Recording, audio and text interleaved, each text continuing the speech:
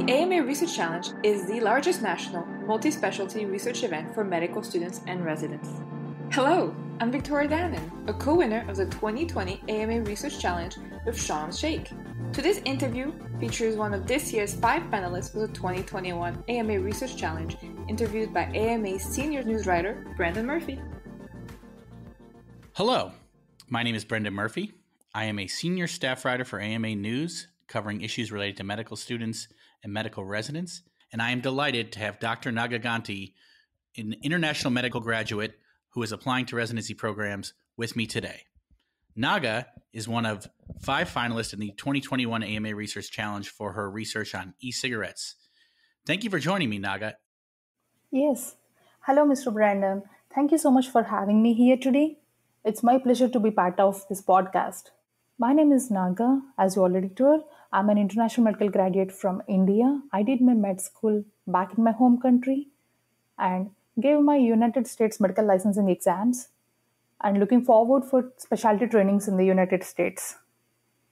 Well, that's very exciting. Thank you again for joining us. And we really are impressed by your research, as are your peers. You were voted one of the 5 finalists for the 2021 AMA Research Challenge on your project on e-cigarettes.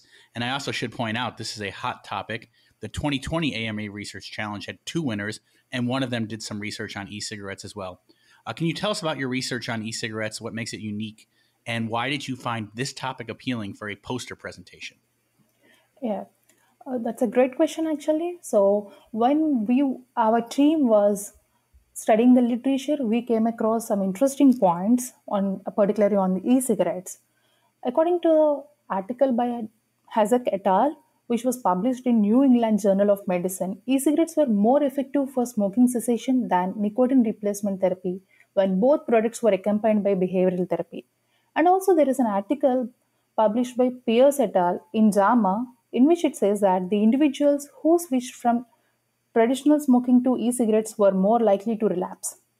Also, according to National Youth Tobacco Survey in 2021 from FDA and CDC, more than 2 million US youth currently use e-cigarettes. The absence of strict policies and age cutoff or product approval before marketing are key factors that make them more available to adults and population. All these numbers and statistics spiked our interest to go with this unique project, and our study was to evaluate epidemiological characters and prevalence of lung disease in e-cigarette users, as this was a hot topic after this FDA authorizing the marketing of first set of electronic nicotine delivery systems. So we tried to create awareness or statistical results from our study with the potential prevalence of lung disease in e-cigarette users. So Naga, you are in the States as an international medical graduate. How did you go about doing this research? What institutions were you involved with when you did it? I do follow about the current medical updates. I'm enrolled as a member in American Medical Association.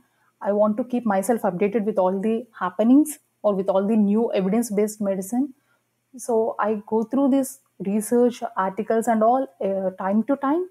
So when I saw this research update challenge, and myself and our team, we thought this would be a best chance for us to do a lot of research and then publish our work. You took care of the nation. It's time for the nation to take care of you. The AMA stood by America's physicians and patients during the pandemic, and we're not stopping there. We're fixing prior authorization, leading the charge on Medicare payment reform, supporting telehealth, fighting scope creep, and reducing physician burnout. It's time to rebuild, and the AMA is ready. To learn more about the AMA Recovery Plan for America's Physicians, go to ama-assn.org/time to rebuild. This topic certainly is a public health issue and one that seems to be front of mind for many public health officials. What were some of your findings? How did you go about your research, and how might those findings be applied to increase the health of the nation? So, in our study, we studied National Health and Nutrition Examination Survey data of CDC from years 2015 to 2018. And out of 178,000 study population, we found that in females, and Mexican Americans, prevalence of e-cigarette smoking was higher in comparison to traditional smoking. The prevalence of COPD was higher among dual smokers in comparison to e-cigarette smokers. Prevalence of asthma was higher in e-cigarette users compared to traditional smokers. The odds of having asthma with traditional smoking is 1.27, whereas with e-cigarette it is 1.47. The odds of having COPD with traditional smoking is 7.05 compared to e-cigarette it is 11.28. These findings will help us to plan more prospective observation studies to evaluate the long-term health effects of e-cigarettes, especially in high-risk population like females, Mexican Americans, and pre-existing childhood asthma population. That's really interesting. Can you talk a little bit more about those high-risk populations and some of the interesting demographic information you discovered in your research? Yes, we found out that e-cigarette smokers were younger in comparison to traditional smokers with a median age of 25 years, and females are more into e-cigarette smoking compared to traditional smoking. Mexican population is also more into e-cigarette smoking compared to traditional smoking. And we also found out an interesting fact that the population in which annual household income is above $100,000, we found out that e-cigarettes is more prevalent in that community. Do you have any plans to expand the scope of this research? If so, how would you do that? Yes, we are actually looking forward to expand our studies to learn more about the effect of e-cigarettes on morbidity and disability among lung disease population, to evaluate the role of e-cigarettes in developing lung cancer, and also we would like to thoroughly evaluate the high-risk population, that is females, Mexicans, and adolescents in whom e-cigarette use is more prevalent. Are there other areas of your research you would like to highlight that we haven't covered? Yes, so we also found that the toxins that are present in e-cigarettes like acetaldehyde, formaldehyde, and benzaldehyde are potential carcinogens. The vapors from e-cigarette affect the cellular level of metabolism and damage the DNA repair mechanisms. Acrolein and metallic particulate matter less than 2.5 nanomicrons are associated with increased risk of ventricular arrhythmia, impaired vascular repair, and increased risk of thrombosis. Pregnant females who use e-cigarettes are at high risk of stillbirth and preterm delivery. According to a recent study by Gaia et al., e-cigarette users have 5 times higher risk of contracting COVID-19. Well, that is certainly timely and relevant. We've covered your research in some good depth. I would like to know a little bit about you. You mentioned you have come to the States from India. Can you tell us about your journey in medicine and where you see it going from here?